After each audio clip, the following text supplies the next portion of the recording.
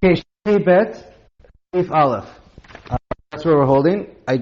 One last thing on the last siman, page before, and Zayin, where it says Mavatlin v'chozrin u'mavatlin, in case I misspoke or was unclear, if none of the, let's say you had 4 people and none of them made an Eruv, each one is Mevatel, each one has to be Mevatel to only one person. They can't be, or to a group that made an Eruv. Like if you had 4 people and 2 of them didn't make an Eruv, then the other 2 people can't give it to the 2 who didn't make an Eruv.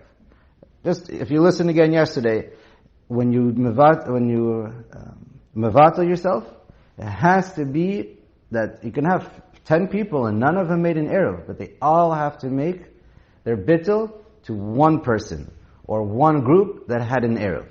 You can't do a bittul to 2 people who don't have an Eruv together, and you can't do one and then the other, because the other 2 are always osar on each other and it's never chal. It doesn't, just the mechanism, the way Chazal made it, doesn't work.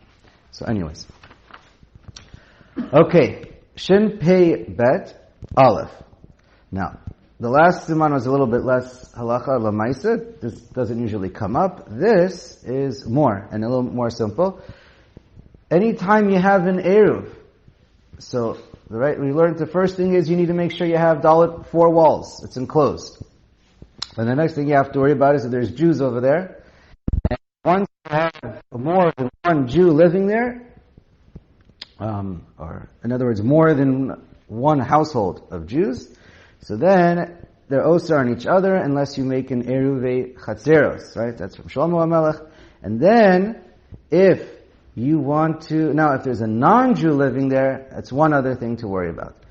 So let's read. Hadar im akum, if a person lives with a non-Jew and using the same chatzer, or same apartment building for that matter, eino oser alav. Just that if you are a single guy and you live with only non-Jews in your building, or the homes around one chatzer are all non-Jews, that's not a problem. You don't have to make an Eruv, and you don't have to worry about it. You can carry from your house to the chatzer and into his house, no problem. Ad shehiyu shnei Yisraelim darim b'shnei batim. Until you have at least 2 Jews living there in 2 different homes, and then that's when it becomes an issue. And when they're osrim zeh al zeh, if the 2 Jews make it aser to carry into the chatzer without an eruvei chatzeros, once that's established, then az akum oser aleim. The way the Chazal made it, then only then do you have an issue that you have to now take into account how to deal with the non-Jews. Again, the reason for all this is, we're going to see here. Let me finish reading and then we'll say the reason. Ve'eno mo'il she'avatel ha'akum reshuso. Now, you don't make an Eruv with the non-Jew. You don't tell the non-Jew to give a piece of bread. That doesn't do anything. You don't make bread and have in mind, if you're going to buy the matzahs, whatever you're going to use, and have in mind that includes the non-Jews, doesn't do anything. And it doesn't help to have the non-Jew to be mevatel reshuso, to say, it's not my property, you can use it.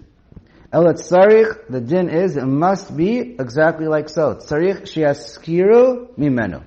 In the non-Jew, you'll have to pay the non-Jew to use his portion of his rights to use the chatzar or his house, whatever you want to use to carry into. Okay. Now, why is it if there's Jews there, and if it's a single Jew among non-Jews? Because Chazal goes there for something that was so uncommon. It was uncommon that a Jew would want to live only among non-Jews. Also because they were afraid that non-Jews often, and especially in those days, were more chashid for shvichas damim, for murder. And so it was considered dangerous. I mean, most of us wouldn't want to live only among non-Jews either, but that's, anyway, so that's not what Chazal, so that was very uncommon and wouldn't happen. Now, once you're living with Jews, so some people might be happy to live with some non-Jews as well. However, Chazal did not want that. We don't want to be mixed too close to non-Jews. We can learn from them. The expression is given from Chazal because you might learn from them. I mean, there's also issues of chasnas, but we didn't want them to be too close. Now, so they made it so that you're obligated to rent out land. That would put a little of a distance, and this whole concept of going to a non-Jew to rent from them would be uncomfortable and difficult. And many times the non-Jews would refuse to rent out the land. Because they'd be afraid, the Gemara explains in Eruvin, because they would be afraid. They might be afraid, they're going to not allow it, and they might say, what do you mean? If I rent out the land, the next thing I know, you're going to start telling the city that it's yours, and I gave it to you forever.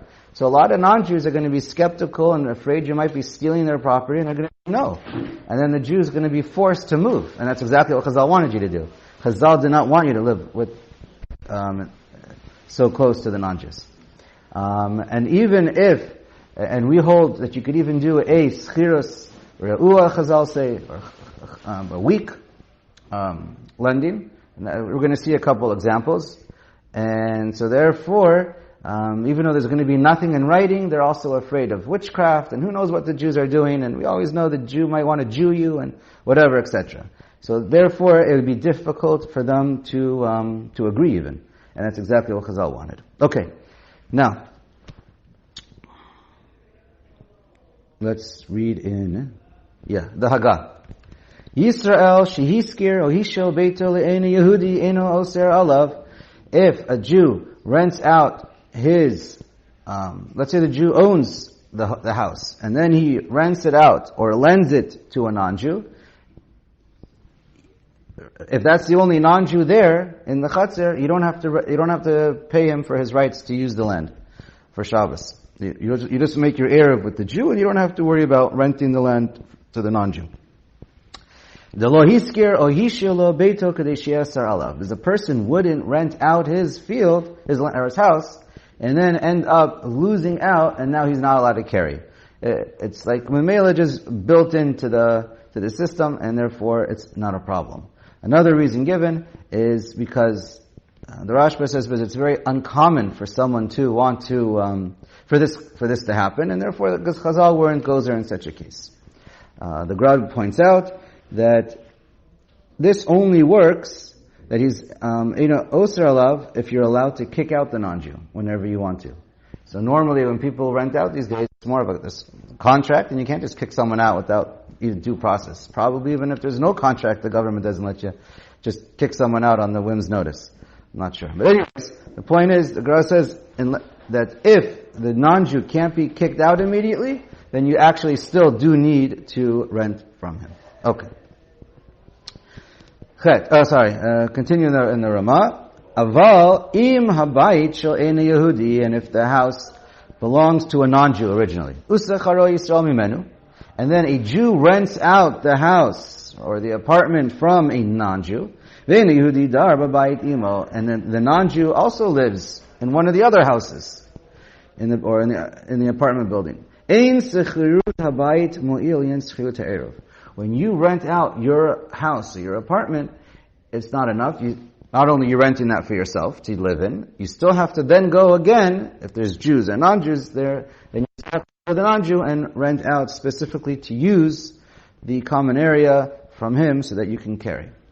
Yisrael shehishil, o hiskir bayit lechavero, b'makom shedarim einam Yehudim. Now, a Jew owns two houses, two apartments, and then he rents out one to another Jew. So, af al pi sheyesh lo tvisa b'bayit, even though we learned that when you have an owner of two homes, and he rents out one of them, and he has some of his property in that home, so we learn, it's called tfisas yad or tfisa b'bayit, and therefore, you don't have to make an eruv with that person. Lo mahani, it doesn't help for the purposes of the non-Jew, because even though once you have two Jews living there, you're both chayav and an eruv. But there's a patur, this is how the Ramah is learning it, but there's a patur now that since he has tfisa yad, it's like he made an eruv. And therefore, but since the etzam there's still a din, you have to make an eruv chatzeros, now there's a goy living there, you have to rent out land. But it's a machlokas achronim, the Gra argues, and says, that once the two Jews don't have to make an Eruv Chatzeros practically, then you no longer have to, they're not Osrim Zeh, and they don't have to rent out one from another. Okay. What did I say? So if there's two Jews, and one rents it out to the other, and he has Tfisas Yad, since he has Tfisas Yad in the other house, they don't have to make an Eruv Chatzeros, then you don't have to rent out from the Goy. The Ramah says you have to, but many Achronim in the Gra say you don't have to. So we'll leave it as a machloket. So Lamai said if you have an apartment building with Jews and non-Jews, and this... Well, in an apartment building... The landlord is Jewish, and he's got a refrigerator in every... So if the landlord is Jewish, he owns the whole building, and he rents out every apartment, but he has... You said a refrigerator or furniture in each apartment. It's a furnished apartment or a partially furnished apartment. So then it's called Tfisas Yad, and you do not need to make an Eruv.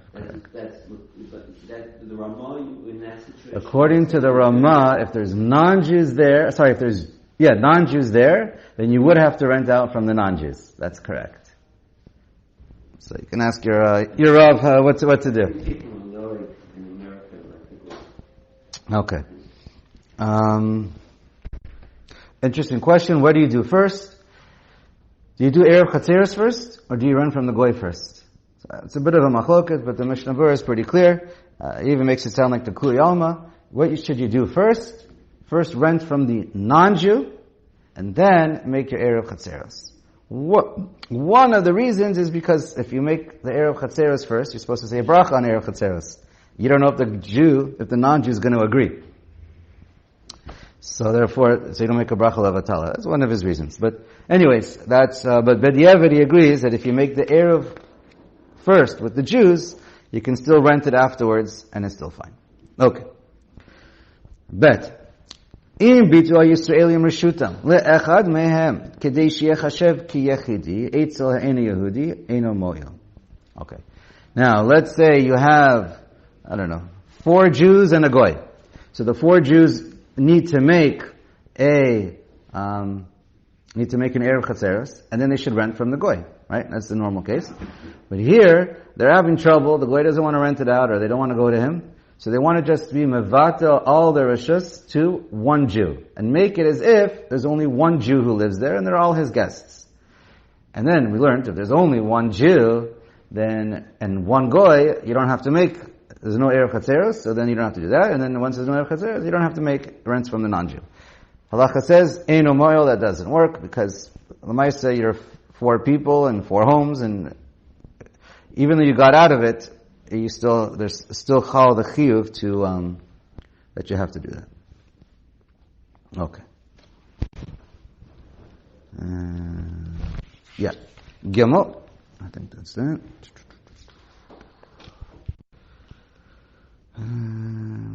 Okay. Gimel. Im ein li eino Yehudi drisas regel al Yisraelim eino oser. Now, let's say the non-Jew doesn't share that chatzer or that apartment building, and he doesn't have to walk through your apartment building. He's not going to be oser. See the example, and it'll be a little more clear. Kigon. Shtei chatzeros, you have 2 chatzeros next to each other. Up 2 chatzer lezo, and they're open. So you could combine or not combine. And they didn't combine. And neither one of them has to walk through the other chatzer. In other words, you have 2 chatzeros next to each other, and there's an opening to the houses on one end, and on the other end it's open to the street. They can just leave to the street on their own without bothering going into their neighbor's yard. That's usually how we build things. So therefore, that's called ein regel, and therefore it's not going to make a problem. They're just separate chatzeros neighbors, no problem. And in one chatzer you have the non-Jew, and in the other chatzer you have a bunch of Jews. No problem.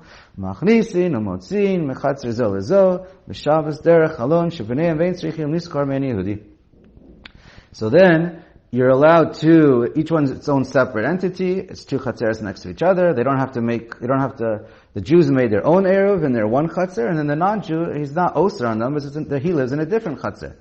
And, you can even carry from chatzer to chatzer, because, I don't think so. That's a good question.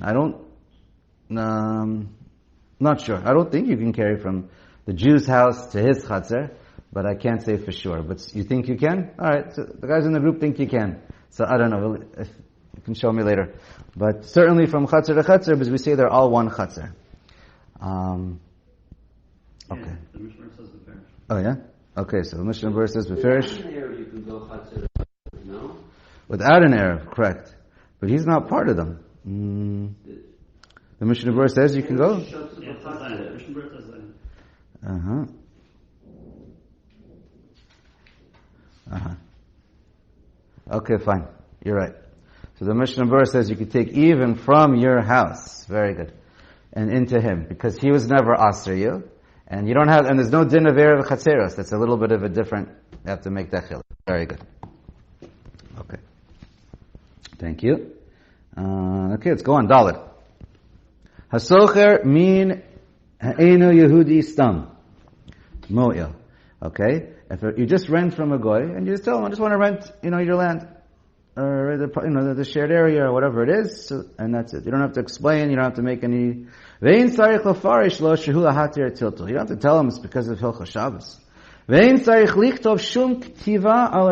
And you don't have to write anything down. It could be totally verbal, and that's fine. Like we mentioned before, this is more symbolic than anything else, and it's not a proper schirut, you're not selling anything, and it's not, okay. So just money has to transfer? Money does have to transfer. Or something instead of money. It could be food, it could be anything. It could be, we're about to see. Read, hey. Sokri me'en Yehudi, afilu bepachos mishava pruta. It could be even less than a shava pruta. It just has to be something. Or something. Umutar, right? And especially since we say especially by non-Jews, they hold that a shava pruta, less than a shava pruta is like, as 100% considered a kinyan. It's real money. Umutar, for Jews, I guess it's not enough to be considered real money. Umutar liskor mimenu, and you're allowed to rent from him b'Shabbos. Even on Shabbos, you're allowed to do this, right? Just like you're allowed to do bittul before or during Shabbos, you're allowed to rent also. You just not with anything muksa, but you can with anything that you can move or eat. That's okay. Okay. Now also, when you rent out the land from the non-Jew, just as a side point, the Gemara points out, when you rent out the land from the non-Jew, you're not like taking over his portion of the land. You can't now start just filling up the whole yard with, it says chairs or whatever you want to fill it up with, and now he can't even use it anymore, because you just like totally took it over. You're not doing a real schirut. It's more symbolic than anything else. Okay. Vav, I think. Okay, Vav.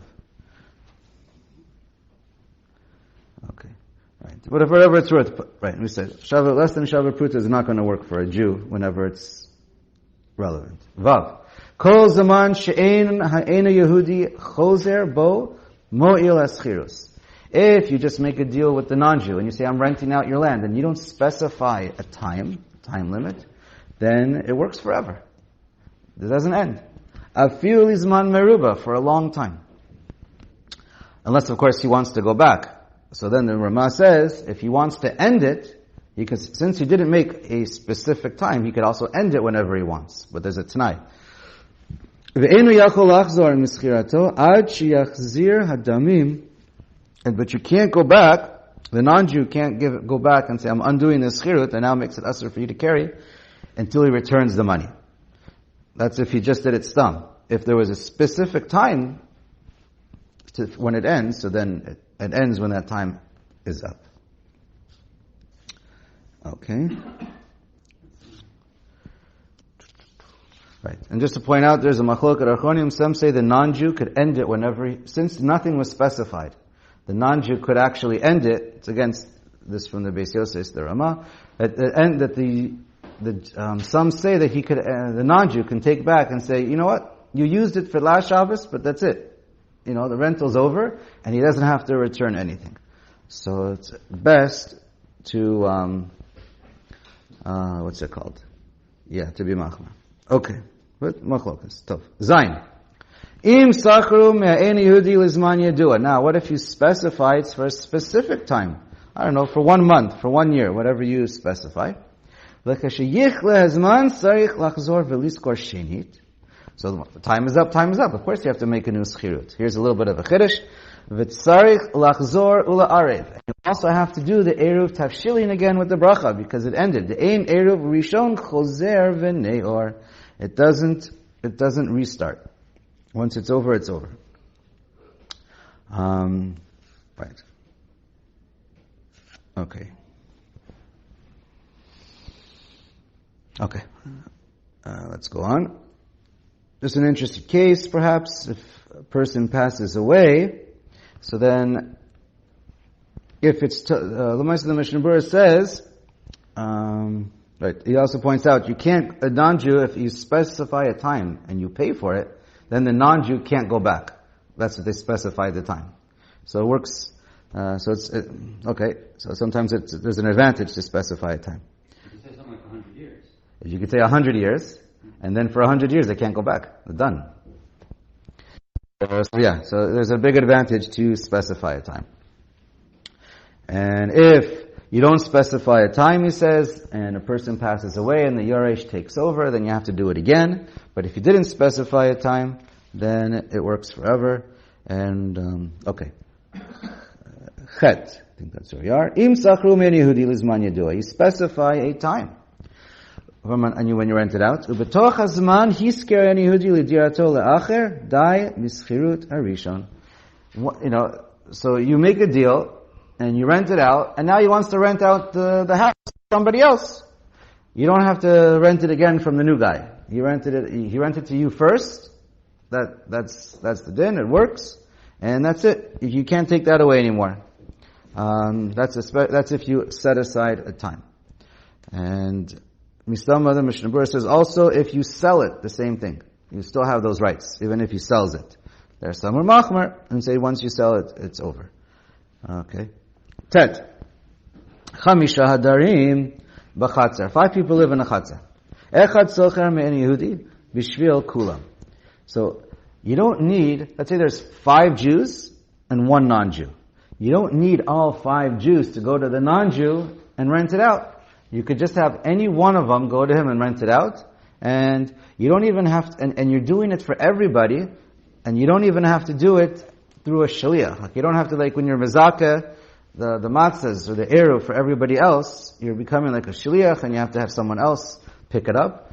For this, you don't have to. You just need 1 Jew to do it on behalf of everybody, but it doesn't have to be like a shaliach for everybody else. I don't even think you have to have anybody else in mind. It just works for everybody automatically. Does he have to explain today in Yehudi that it's for all the Jews that live in the No.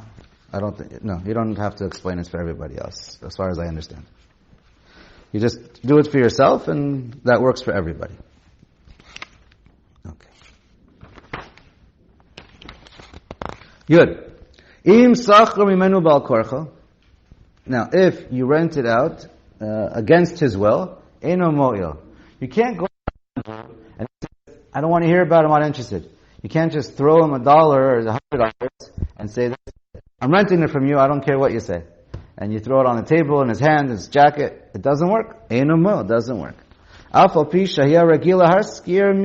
Even if you always used to rent from him, I don't know, for business purposes, or you used to do an eruv with him in the past, he changed his mind, you're not allowed to do it against his will. However, Yud Aleph, aval me'ishto, o mischiro, ulekito, sochrim afal pi shehu mocha. You can go to any one of his employees. Right? So if you're looking for I'm just going to mention, so if you're looking for a public place, you see, you're not looking for one specific, or the government, or you're not looking for one specific person. There's no magic owner that you need to find. You can go to his wife, or anybody that he hires, who works in his, in his property. Anybody who works in his property, or his wife, you can go to them and get them to agree. And you can have 1,000 employees. You can go to any one of the employees and get him to agree. And then it works. Even if the owner is screaming, don't do it.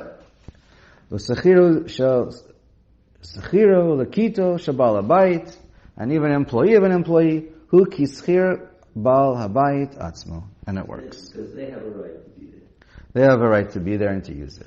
Yudbet. Im eino rotze lahaskir yitkarev lo echad mibnei achatzer ad sheyashir lo reshuto shehei lo reshut laniach bo shum davar. So, another way out, okay, the non-Jew doesn't want to, right? We mentioned why he might not want to. So then, you get one of the guys to be a little fuzzy, talk to him and say, can I use part of your property to leave my stuff in there and to put something there? And he lets him. So then, this Jew becomes alike kischiro ulakito. He's just borrowing a little place of his land to use, and that's good enough. You just need a Jew to be able to use the non-Jew's property. And then it works. Umaskir shalom midah te'ena Yehudi. And then he rents it out to the other Jews. Okay? It's a question if he also has to participate in the Eruv or not, but you can just get another Jew somebody to use his property, and then he's good enough. V'yesh omrim she'enu tzarich lahaskir. And some say you don't even have to pay this Jew who got the rights to borrow, because you do have to pay the ishto or schiro lakito, one of those, an employee. You have to rent it out and pay them. But this person who's borrowing, who's actually using it, some say you don't even have to pay to him. Elanotein eruho v'dayo. But he just gives money or bread towards the Eruv Chatzeros, and that's good enough. And some say if he doesn't even live there, he doesn't even have to give anything to everyone else who lives there, does the Eruv Chatzeros, and he just gives them reshus without any money or without renting. Okay, so that's not lechatchila the halacha, but that is a possible option. Gimel, maybe we stop. Let me just read Gimel.